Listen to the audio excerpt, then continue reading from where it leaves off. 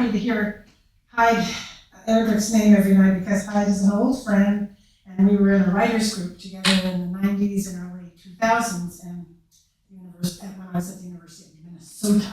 And that was in Minneapolis. She lived in St. Paul.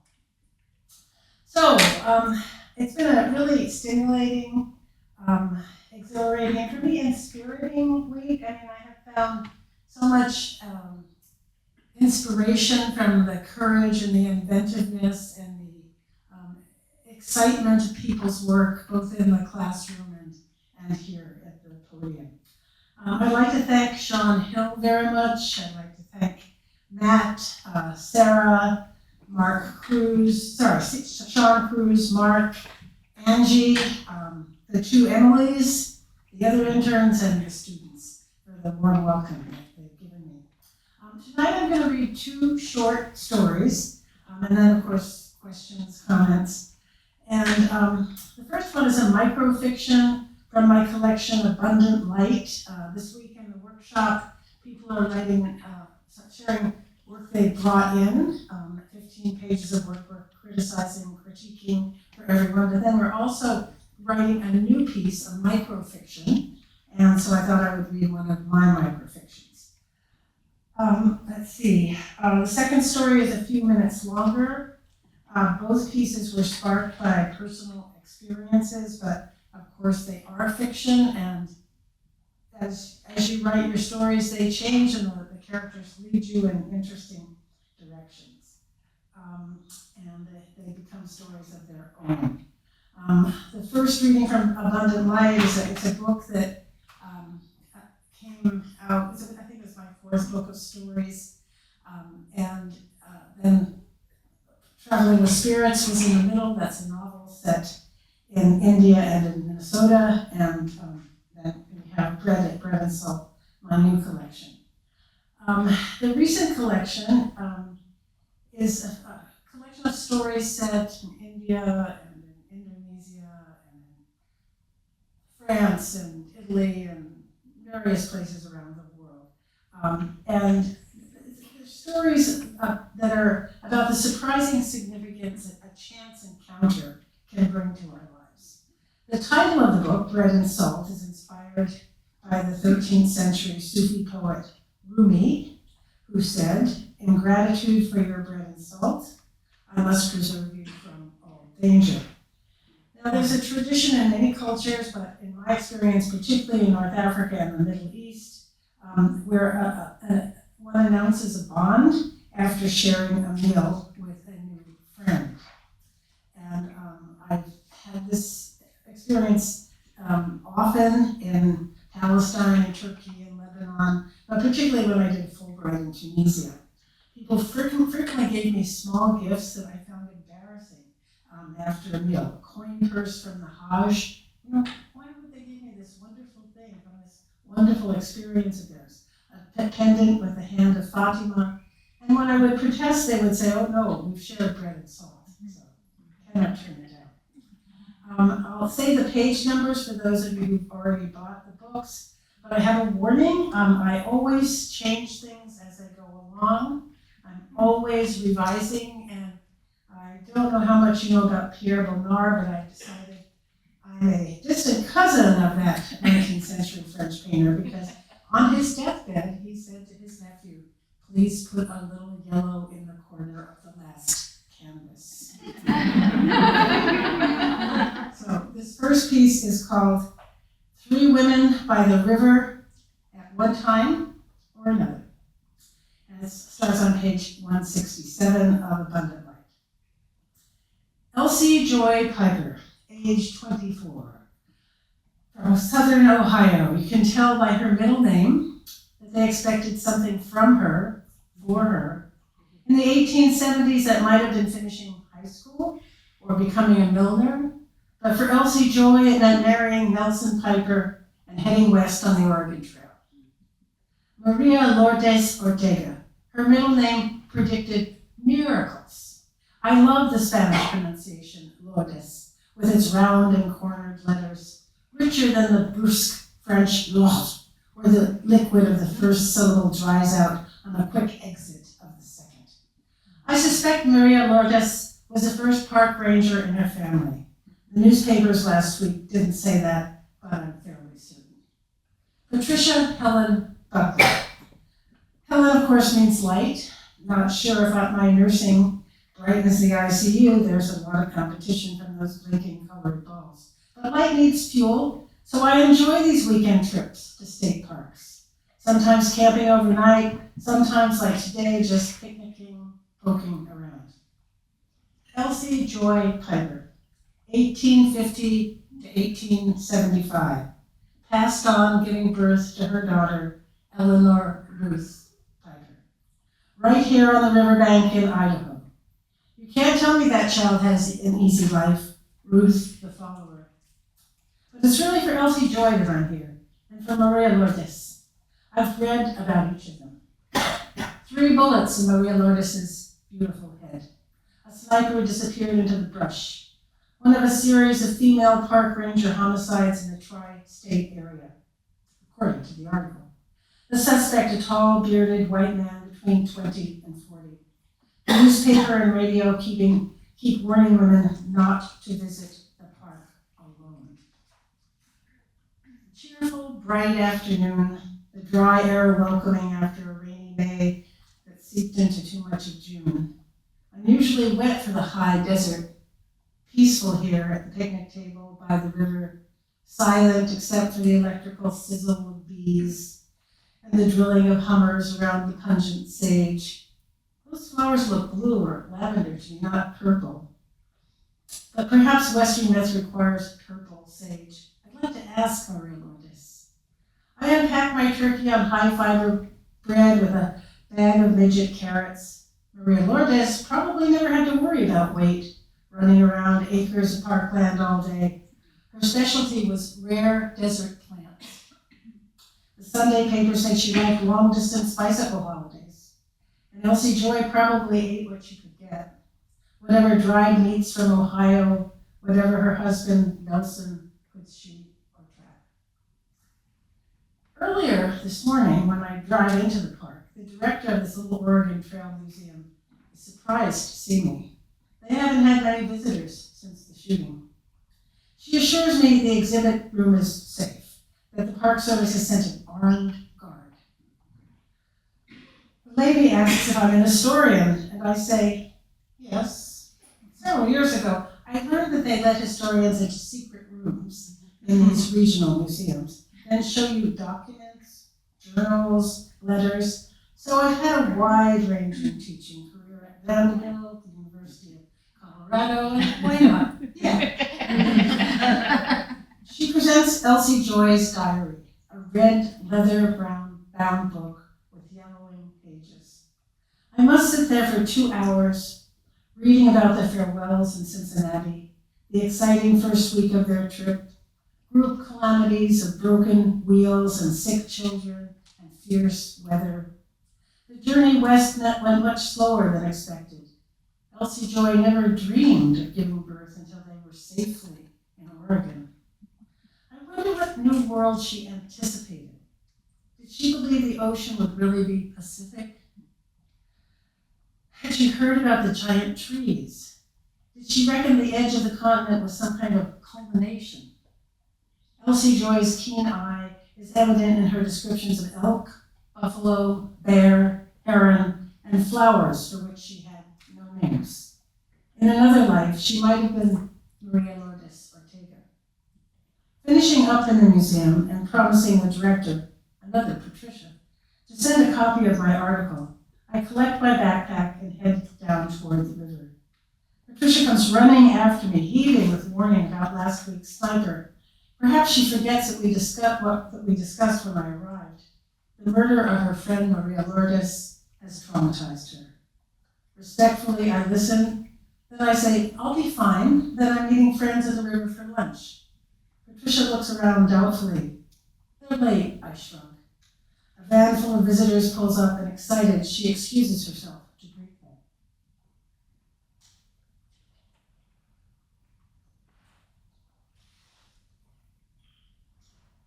These sandwiches aren't bad. If you add tomato and a wave of mustard, the carrots are sweet and crunchy. I raise my water bottle to Elsie Joy and Maria Lourdes. Like Patricia, they're worried about my being here alone. But I'm not alone, I grin. Maria Lourdes laughs. She understands, I think, why I've come. So you know all about us. Maria reaches for my water, takes a swig. What's your story? Next time, I say, looking at my watch, calculating the drive back to Twin Falls. Elsie Joy tries again. This is not a safe place. We'll change things, I say, wondering where the blood coursing through my veins grants me any special wisdom or power. They watch me. We'll change things, I repeat.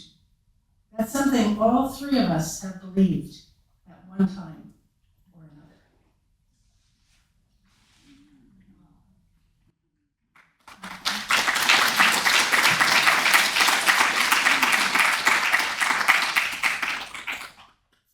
And the next piece is a little bit longer. It starts on page 36 of Bread and Salt. And it takes us to a very different part of the world. You glance out the window at the tranquil spring evening, 3 stories down to the glorious almond blossoms and purple magnolias dazzling the campus after long dreary rains, Northern California heaven. It's been a productive but long day of teaching, running meetings. You're tired, hungry for supper, and a little cranky. Damn fluorescent light buzzes above your desk. Shots of toxins straight into the cortex. How long before you get brain cancer? Cheer up. Low blood sugar always brings out your gloomy. Come on, only 2 more midterms to read, and you can leave the office before dark. A knock on the open door. Your heart sinks, and inadvertently you check your watch. The handsome blonde student shifts from one purple Nike to the other. His flushed face tells you he's run here. Sweat drips along his left cheek. His right hand is fisted. Tension hardens his blue eyes. Hello there, you say, throat clearing, and then, are you Marcia Dunway? Yes. They never address women as professor. At least he didn't call you by your first name, as most students do. How can I help you? Shuffling into the office, he perches on the gray folding chair watchfully, as if training for the FBI. Some kids automatically pull their seats right up to the desk, lean over, elbows on your papers. Others stretch back, expected customers. The shy ones usually alight on the edge like this. How may I help you? He blinks, snaps his gum. Running with gum in his mouth, you're suddenly worried for him. He studies you. Pay attention. You were up late night obsessing about mom's accelerating Alzheimer's. You may be tired, but your office is open. You are a professor. This is your job. He is a student. Closely, he inspects the walls. It's almost comical, as if he's casing the joint. Fairly straight kid. He looks more Ivy than Berkeley. You don't recognize me, he says, deadpan, bold. You troll through a mental album of former students. There is something familiar about him. Another knock. Your favorite colleague, Milt, pops his head into the office. Finished at the salt mine for the day? Don't stay too late again. Yes, Uncle Milt. He looks over at the student who is staring at you and slits a thumb across his throat, subtly advising you to send the kid away. You shake your head. Have a good evening, Milt. Seriously, Marcia, at the department party, Dana made me promise to kick you out of the office before dark. Duly warned, you note, hoping the student will pick up on the lateness of the hour. And Dana's right, it's not safe. Good night, Professor Weinstein. Say hi to Emma for me. You turn back to the visitor. Sorry, I can't remember. Please tell me your name. He glares, exhales through pursed lips, almost whistling. An image from the morning paper, the young sniper in Cincinnati, from a Wiccan cult. Weird, you thought witches these days were good folk, pagan environmentalists, right? Something benign. He continues to watch you, eyes full of, Yes, longing. I know we've met, you try. His jaw stiffens. Your patience is dwindling. It's been a while, he offers, as if playing a creepy game. That's it. You're exhausted. You flip through a file on your chaotic desk, hoping he'll get the hint. Dana will have dinner ready soon, and Milt's right about the dangers of cycling along College Avenue after dark. Suddenly he mumbles, "You used to be my..." Sorry? "You used to be my aunt." A hard edge to his voice now. Puzzled, you study his petulant face, and then, Artie, Roberta's son, how are you?"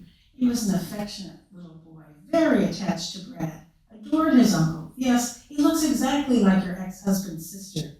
You count the years, 12, 13, since you've seen little Artie, who through the miracle of life is now a young man. "Arthur," he corrects you solemnly. "Arthur," you nod, to the once delightful child who was a demon at checkers. "I'm fine," he looks at you coldly in the eye. "How are you?" "Fine, thank you." You're still smiling despite his curtness. The dutiful aunts. "So, you're a student here?" "Yes." His uncle. Yep, that's the passive aggression. And the monosyllables. You had to pry conversation out of Brad, too, especially after he became a total pothead. For years, you begged him to agree to couples counseling. Each night he came home from work and went upstairs with his stash to watch TV and eat junk food and giggle. You think about the shock on his face when you finally told him you needed a separation. "It's not working for whom?" he demanded. "What year are you, Artie?" You hear the old, reasonable tone you used with Brad in the last years. "Junior?" "Sophomore, of course. As you remember, I'm 19 now." Outside, the sky is graying. Nearby buildings are losing shape. This is not a student consultation, more like a family stealth attack. As if you'd remember his birthday, as if Roberta hadn't cut you off when you tried to maintain contact, sending back every Christmas card. In those days, you still cared about Brad, worried about him, still thought Roberta was your friend. Well, after years of therapy, you're a little more realistic about people. "How do you like college so far?" you asked. You're not obliged to keep chatting, but you're surprised to find you feel a tie to Brad and to his nephew, nostalgic for what might have been. "Fine," he says, reading a student exam upside down. Shoving the pet tests into a briefcase, you check your watch again. You can't help asking one more question. "What's your major, Artie?" "Arthur," he corrects you. "Chemistry." Just like your Uncle Brad and his uncle before him, of course he'd follow his hero to Berkeley, to chemistry. "Glad you actually remember the family," he smirks. "That's it. The filling station is closed." "Nice to see you again, Arthur. I really do need to close up shop now." You cut your hair.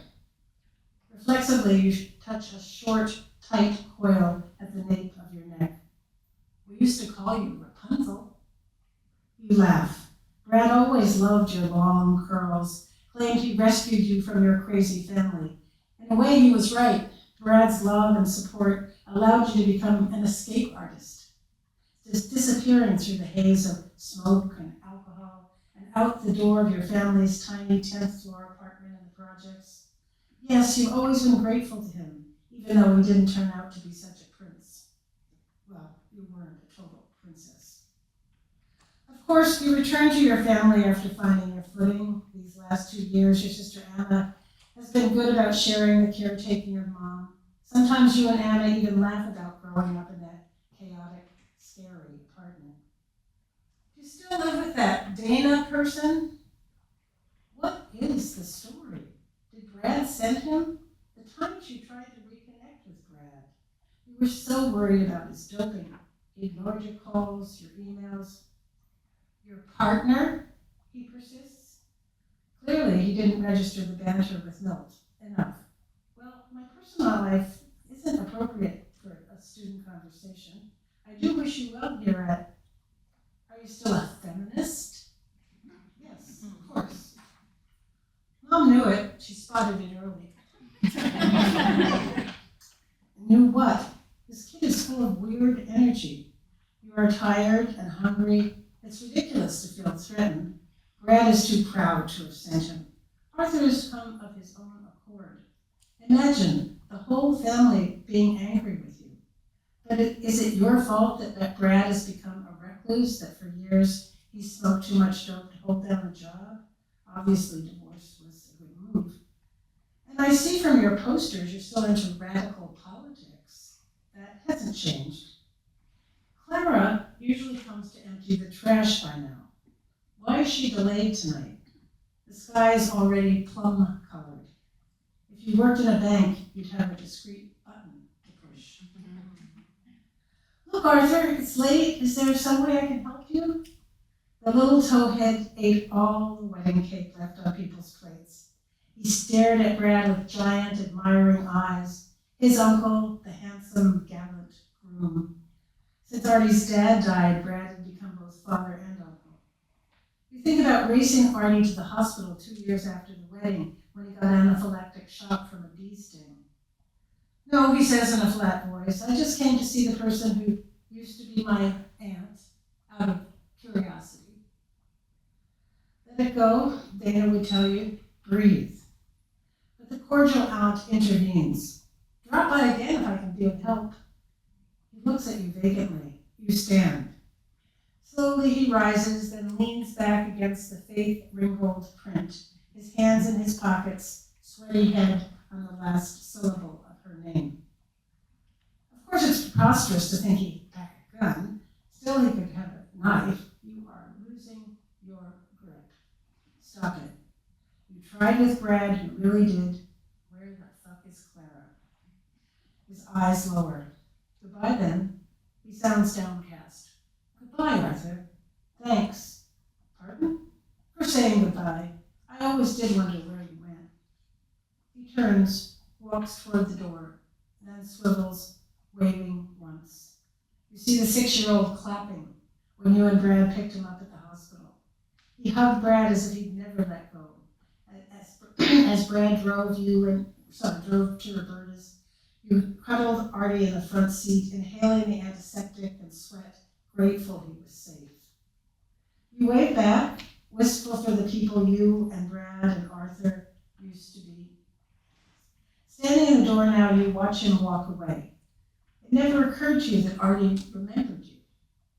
After Roberta cut you off and Brad ignored the calls, you tried to detach, and now you feel both guilt and sadness for one more loss in Artie's life and yours. He's strolling down the corridor in a deliberately swampy gait that reminds you of his uncle who used to be your husband. What a relief to have the current version of your life restored. Soon you'll be telling everything to Dana over supper in your sweet rented bungalow, far from the horrible high-rise of your childhood and petulant men posing as princes. Stand in the hall until you hear the reassuring sounds around the corner, the elevator door yawning open and then finally shut.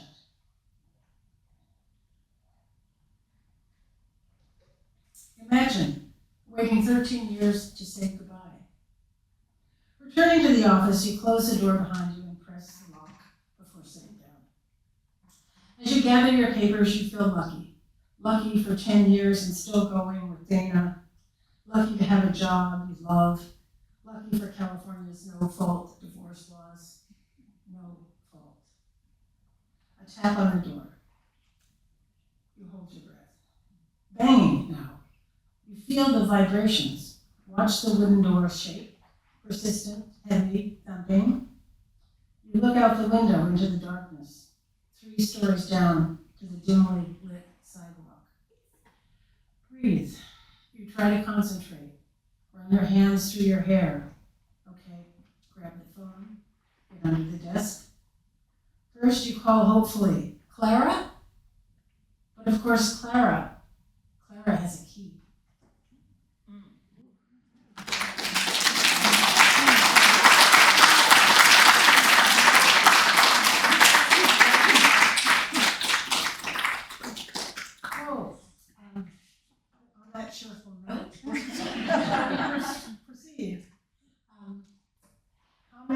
questions, ideas? Yes. That last story that you read was just wonderful, and we were talking stressful. And could you speak a bit about its development? Yeah. The second story. The second story, yes. Yeah.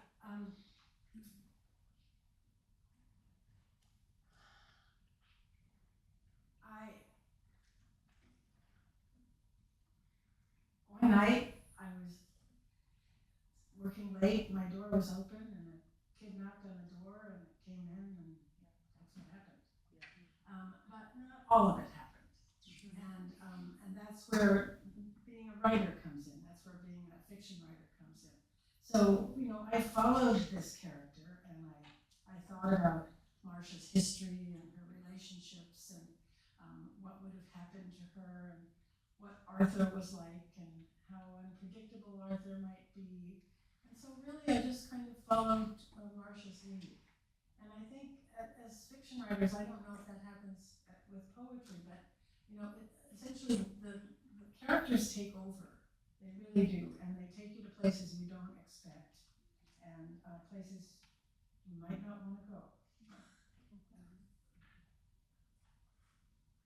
Hi, yeah. Can you talk about why you chose to use second person for the point of view? You asked why I chose these two pieces? No, second person. Oh, second person. For Yes, I'm glad you asked that. I love the second person because there's such a taboo against the second person. And we think only poets, you wonderful, lucky poets, can use the second person. But anybody can use the second person. You is yours.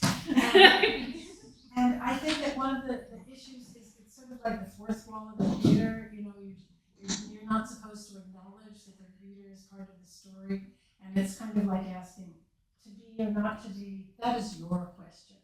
And when I use you, I feel it brings the reader closer. And I love Virginia Woolf's idea that the reader should be your companion, not somebody who's sort of just observing what you're doing, but is going along with you as part of the story, as one of the characters. And so I use the second person often, and I love taboos.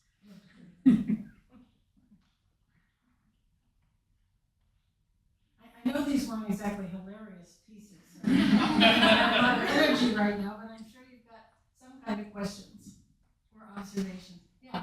Who was on the other side of the door? Who was on the other side of the door? Well, I think you're going to have to answer that for yourself. I think as many people as there are in this room, there are as many answers. Yeah. Valerie, I've got a question for you. Thank you for that reading. One of the single most important things I've learned from you in our time together. Could you speak just a little louder? Sure. Sarah? Yeah. Sure. One of the most important things I've learned from you is over the years learning how to let go of the reins and learning to follow those characters. Do you have any practices that you do when you are working with a character to see where they might take you before you actually settle into the story? So kind of the pre-writing sort of work that you do. Yeah, okay, thanks, Sarah. So the question is for people who, one of the issues here is we want everybody to hear the great questions, which are often more interesting than perhaps my answer will be. But anyway, Sarah's asking, when do you let go of the reins? How do you let the character take over the story? And, I don't think it's, on my part, it's not as though I have a particular timing in mind, but there is just this, you have a sense of who the character is, you have a sense of where the character might go, and because you know the character's character, a word we hardly ever use anymore in that context, we know that the character would not go, we want the character to go down that route. The whole idea for the story is that route, and the character is going down that route. And so it just suddenly happens. And that's really what happened with this story. That just suddenly it got scarier and scarier, and Clara got lost. She just lost her keys. Yeah. So yeah, I think that it sounds kind of mystical, but I honestly do feel that when you're deeply into a story, it becomes becomes its own world, and you know whether it needs that yellow paint in the corner. You know, it just kind of tells you that. And I can't be more specific than that. But just what I would say to the writers who are interested, who are here to learn more about writing, my experience is, you know, to trust the character, to trust the characters. Thank you. Get to know your characters. So when you dream about characters, you know, the thing about writing a novel, I love the short story, but somehow I've written more novels. And it's because the characters just take over my life and I care about them. And then the really sad part is when you start to dream about the characters, and you know that when you start to dream about them, they're going to leave you because they've been with you that long. And it's very, I wrote a book that was about 500 pages, set during World War II, all good women.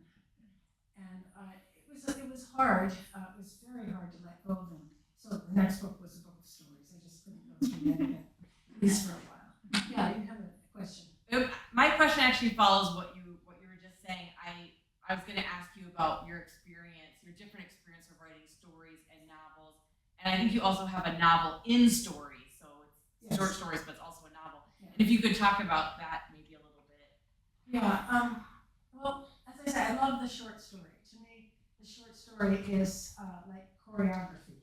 I'm a real fan of dance. I'm not a practitioner of dance, and I love the beauty of movement that seems spontaneous, but is spontaneous perhaps when the choreographer imagines it, and then when the choreographer works with the dancer, but of course it's not spontaneous on stage. Excuse me. And in this context, I do want to mention revision. Revision is really important to me, whether it's a short story or a novel. I'd say that my novels go through 6 to 10 drafts, and with each novel, I start a new file and rewrite it from the hard copy with my notes. And I'll tell you more about revision later if anyone's interested in revision. And with a novel, it's more like architecture. And in my worst moments, it feels like I'm building a government building. And it's never going to be finished. And one of the issues with the novel is, I remember being at McDowell once and writing to a woman who became my mentor. And I wrote to her and I said, you know, the damn thing is you have to get from this room to that room to the next room, you know, and the short story, you can just stay in one room. That's what happened in this story. Basically, she stayed in one room. And so, you know, there's more planning, and there's the kinds of complications that are almost more intellectual than some of the complications in the short story. I'm not saying the short story is Philistine, and I'm not saying that the novel is more profound. I'm just saying it does feel to me that it's more of an intellectual exercise. But I also believe good novels should be musical.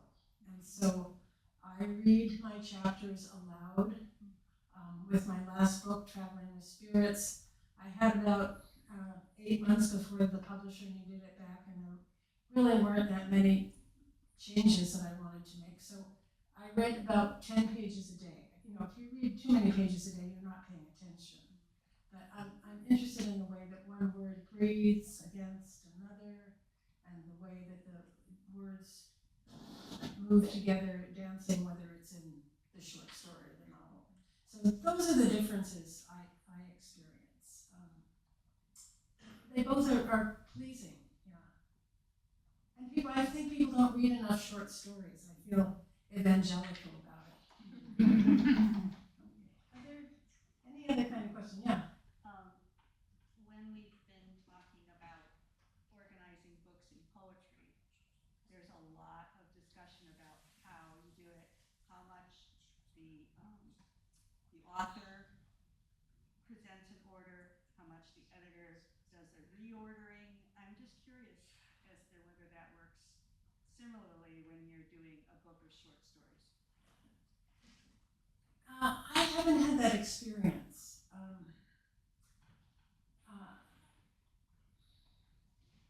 With my with Abundant Light, the book from which the Elsie Joy Piper story came, I'd been writing and writing and writing like a mad woman, and I had far too many short stories, and so I sent them to my editor, and I said, pick the ones you want, and she picked the ones she wanted, but she didn't really order them. And then blessing upon blessing, which may always happen to all of you, have too many stories. And then another editor wrote to me and said, do you happen to have a book of stories? And this never happens. and I said, actually, and I sent him the other stories, and they were published the same year. That's a book called The Night Singers. But no, I haven't had editors do that. Because I do so much revision, both on the novel and the short story, I find that the work is, I don't get a whole lot of feedback from editors in terms of style or content.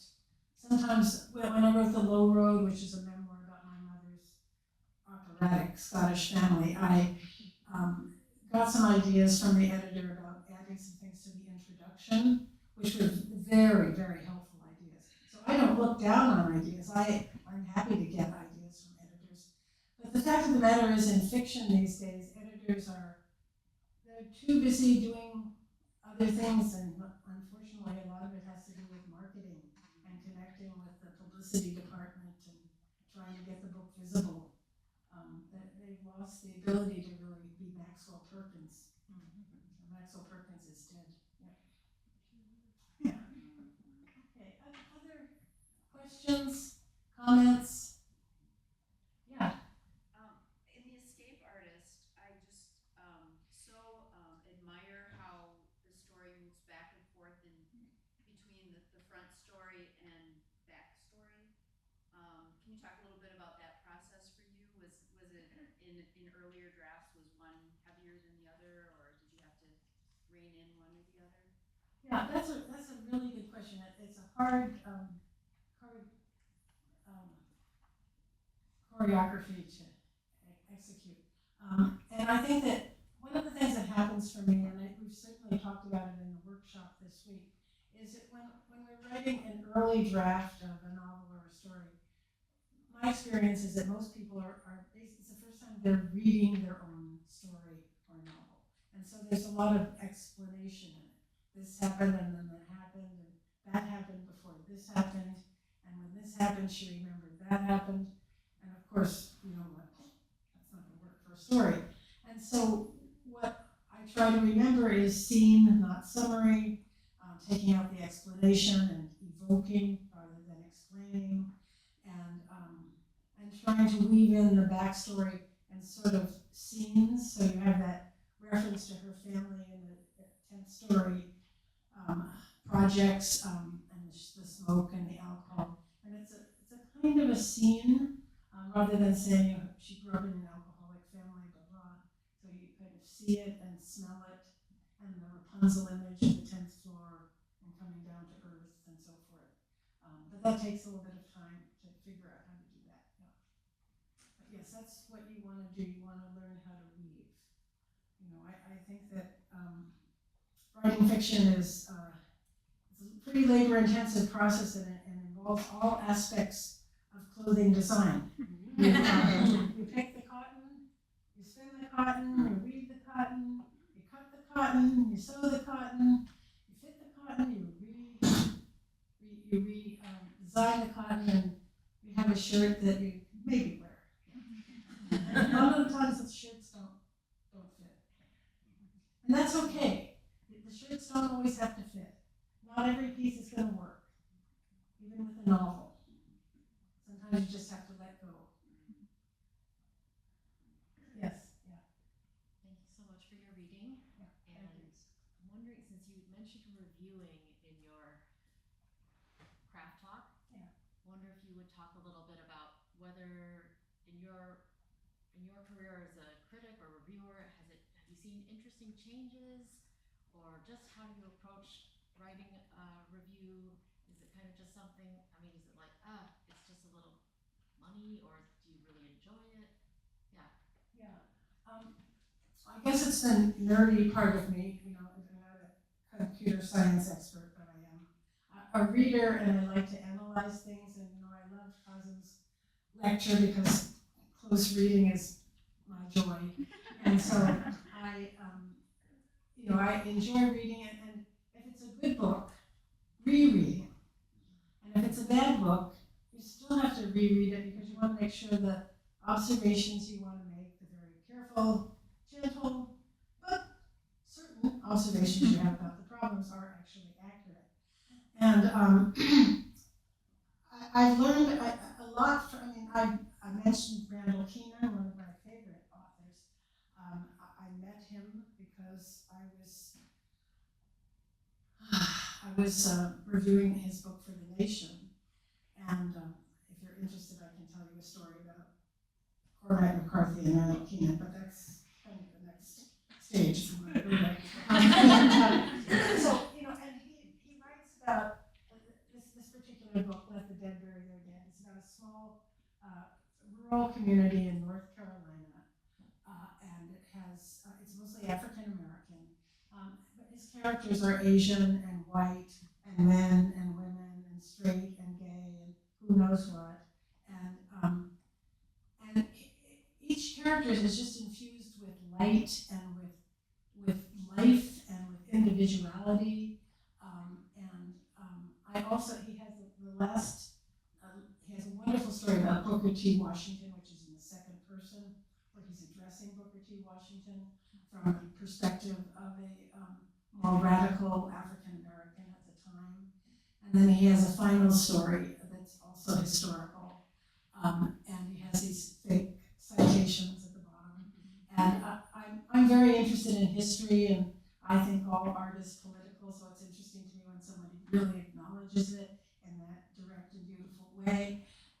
And so he kind of gave me permission, and I found it just really inspiring. And I also, this goes back to what Nikki was saying that first night, my students inspire me. I mean, especially working with MFA students, I found that they were taking risks that I didn't really, I thought, that's bizarre. And then I thought, that's an interesting idea.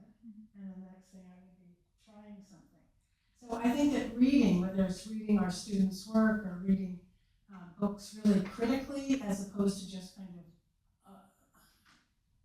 snacking on them, I think that really has enhanced my work enormously. Another writer I've met through reviewing is Jeanette Turner Hospital, a wonderful Australian writer. Another Australian writer I met through reviewing is Thea Astley, Elizabeth Jolly, and some of these. I did eventually meet both Thea and Jeanette in person, but I really became interested in their work by reviewing. So it expanded my horizons, expanded my options. I had more tools. I felt more permission. I felt challenged. I felt kind of dull and that I needed to be challenged. Yeah. One more question? Yes. Could you talk about your revision process? Could you speak louder? Could you talk about your revision process? Okay. I love revision. And I actually think I learn more about the characters and the story in revision than I do when I'm generating the story. Now,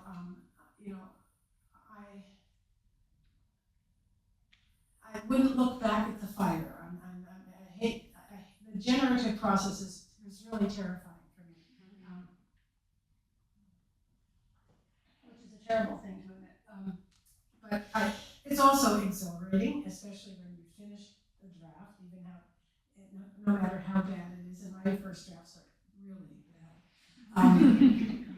bad. So I would never share a first draft with anybody. And I'm kind of ashamed to read it myself. Then I'll revise revise that. And what I do by revising it is I go over the hard copy and I make changes. And then I put it through the typewriter, which is my computer. And I feel that the book has to go through my gut, through my heart, through my blood, through my eyes, through my fingertips onto the page, for it to really be a fresh draft. And so you might say I'm retyping the book, but I'm not just retyping it. I'm rewriting as I go along. And then I'll send that to several people. Did I not talk about this the first day? I did talk about it. Yeah, I did talk about it. Yeah, so I send it to people and I get feedback, and then I go back and do another revision. And I usually get about 20 people to read a book while I'm working. And many of these people are people who, they're always people I trust. I've had the experience of giving a book to an old girlfriend. Bad idea. And they're not all necessarily writers, but this is the way you barter as a writer. You know, I send you my book, you send me your book, and I find that there's this way the book comes to life in community, that it really, because I get other people's views. It's kind of like, you know, having other people's views of friends and public figures, and you know, living in a larger world.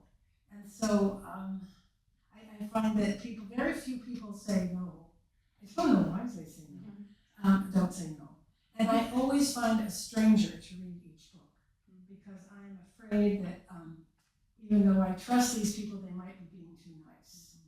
And so, for instance, when I wrote Range of Light, which is set in the High Sierra, I found a person who guided people on why. Myself, I'm a hiker. I've hiked a lot at 10,000, 12,000 feet, and that's the book is set there. But I wanted somebody who knew the territory in a different way. When I wrote All Good Women, I had several friends read the book who actually lived during World War II, and Tilly Olson was one of those friends, and she read it, and Tilly was never one to hold back. And she had a lot of suggestions, which were really very good, and so forth and so on. So I always find, Tilly wasn't a stranger. The stranger I got was a man in England who had lived through part of the war. Some of the books set in London, and a stranger who had lived in London during the war. And he made the astute comment that they did not drink lager during World War II. And so I had to change their beer, you know, and that's pretty important. Yeah. Okay, so you have to change the beer sometimes. Why don't we leave that piece of wisdom with you? And thank you so very much for your